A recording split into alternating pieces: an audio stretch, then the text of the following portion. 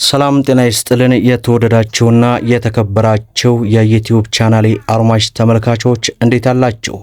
ረፋዱን እጅግ መደመጥ ያለባቸው ወሳኝ የሆኑ መረጃዎችን በዚህ ሰዓት ወደ እናንተ እናደርሳለን።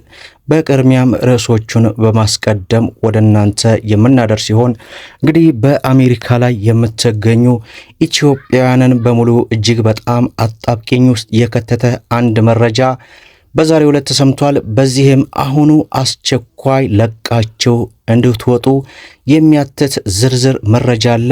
እሱን ወደ እናንተ እናደርሳለን።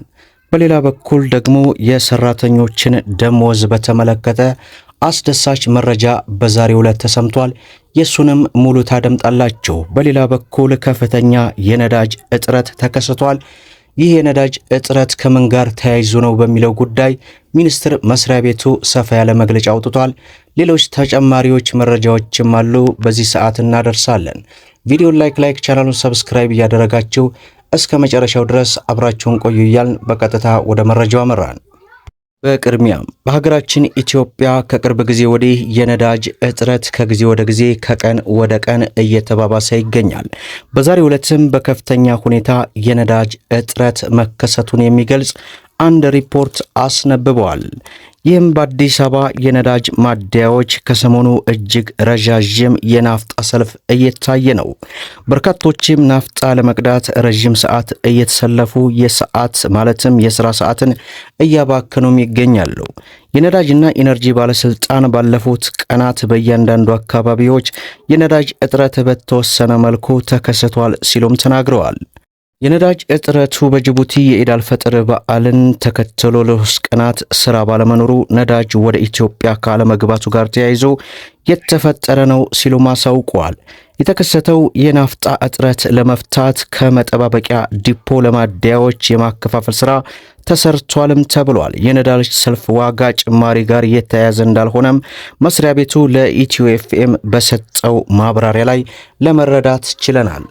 በሌላ በኩል የሰራተኛ ደሞዝን በሚመለከት እጅግ በጣም አስደሳች የሆነ መረጃ በዛሬው ዕለት ተሰምቷል። የቤት ሰራተኞች ጡረታን ጨምሮ የማህበራዊ ዋስትና አገልግሎት ተጠቃሚ እንዲሆኑ የሚያስችል የሥራ ቅጥር ውልና አጠቃላይ የቤት ሰራተኞች ደንብ በ6 ወራት ጊዜ ወደ ውስጥ ይጸድቃል ተብሎ እንደሚጠበቅ አንድ የኢትዮጵያ የቤት ውስጥ ሰራተኛ ማህበራት ህብረት አስታውቋል። የህብረቱ ፕሬዝዳንት ሂሩት አበራ የቤት ሰራተኞችን ህግ በሚመለከት በዓለም አቀፍ ኮንቬንሽን 189 በተቀመጠው ህግ መሰረት በቀጥታ ለመተግበር አስቸኳይ ሁኔታ ባለመኖሩ ከኢትዮጵያ ጋር እንዲስማማ ተደርጎ ደንብና የሥራ ቅጥር ውሉ እንዲዘጋጅ ተነግሯል። ይህም ደንብ ረቂቅ በደረጃ በሥራና ክህሎት ሚኒስቴር በኩል እየተዘጋጀ እንደሚገኝ ጨምረው አሳውቀዋል። ለአብነትም በቋሚነት የሚሰሩ ሰራተኞች በስራ ቦታቸው ላይ የመኖር ተመላላሽ የሆኑና ሰርተው የሚሄዱበትን አግባብ የለየና የስራ ቅጥር ውልን ጨምሮ የሚወጣ ደንብ መሰረት የሆነ መብታቸው ላይ ያተኮረ መሆኑን የህብረቱ ፕሬዝዳንት ገልጸዋል። በኢትዮጵያ ተግባራዊ እየተደረገ ያለው የስራ ቅጥር ውሎች መኖራቸውን ጠቅሰው ፕሬዝዳንቱ ነገር ግን ውሎቹ ህጋዊ አለመሆናቸውንም አስረድተዋል። ከዚህ በመነሳት ለቀጣሪዎችም ሆነ ለቤት ሰራተኞች የሚጠቅም ወጥ የሆነ የሥራ መቅጠሪያ ውል እንዲኖር ለማስቻል ያስቻለ መሆኑን ጠቅሰው ከዚህ ጋር ተያይዞም ውሉ መውጣት ብቻ ሳይሆን ተፈጻሚነት እስከምን ድረስ ነው የሚል ግንዛቤ ፈጠራ ስራ እየተሰራ እንደሚገኝም ተናግረዋል። በኢትዮጵያ የቤት ሰራተኞች ላይ የሚስተዋሉ ችግሮች ዘርፈ ብዙ እንደሆኑ የገለጹት ፕሬዝዳንቷ የሥራ ቅጥርን ውልን ጨምሮ አጠቃላይ የቤት ሰራተኞች የሕግ ማዕቀፍ ጸድቆ ተግባራዊ በሚሆንበት ወቅት የሚታዩ የሰብአዊ መብት ጥሰቶችን ሁሉ ሊቀርፍ እንደሚችል አንስተዋል። አክለውም ውሉ ለቤት ሰራተኝነት ስራ እውቅና የሚሰጥ በመሆኑ የሕክምና አገልግሎት ሰርተው ሲደክማቸው በጡረታ የሚካተትበት አግባብን ጨምሮ ማህበራዊ ዋስትናቸውን ሊያረጋግጥ የሚችልበትን መንገድ ይፈጥራልም ተብሏል። በመሆኑም በዚህ 6 ወር ጊዜ ውስጥ የሥራ ቅጥር ውልና አጠቃላይ የቤት ሰራተኞች ደንብ ይጸድቃል ተብሎ እንደሚጠበቅ ነው በዛሬው ዕለት ረፋዱን የወጣው። በሌላው መረጃችን በአሜሪካ ለምትገኙ ኢትዮጵያውያን በሙሉ አሁን ማለትም እጅግ በጣም ወሳኝ የሆነ መረጃ ነው የወጣው። ከፍተኛ ጥንቃቄ አድርጋችሁ ለቃችሁ እንድትወጡ የሚል ማሳሰቢያ ነው። በሕገ ወጥ መንገድ በአሜሪካ ያሉ ቤተሰቦች ወይንም ጓደኞች ካላቸው ወደ ቤት እንዲመጡ ማለትም ወደ ሀገራቸው እንዲመለሱ ለመንገር ጊዜው አሁን ነው ሲሉ በኢትዮጵያ የአሜሪካ አምባሳደር በዛሬው ዕለት አሳስበዋል። አምባሳደሩ በኤምባሲያቸው በኩል ባወጣው መግለጫ አሜሪካን አስተማማኝ፣ ጠንካራና የበለጸገች ለማድረግ ፕሬዝዳንት ትራምፕ የአሜሪካ ኢሚግሬሽን ሕጎችን ማክበራቸውን እያረጋገጡ ነውም ተብሏል። አክለው በሕገወጥ መንገድ ወደ አሜሪካ ለመግባት መሞከር፣ ቪዛ ለማግኘት መዋሸት፣ ያለ ሕጋዊ ፍቃድ መስራት ወይንም የቪዛ ጊዜ ካለቀ በኋላ በአሜሪካ መቆየት ከባድ ቅጣት እንደሚያስከትልም ገልጸዋል። ቅጣቱም እስራት፣ ከሀገር መባረርና ወደፊት የአሜሪካ ቪዛ እንዳያገኙ ቋሚ እገዳ መጣልን እንደማያካትት ተናግሯል።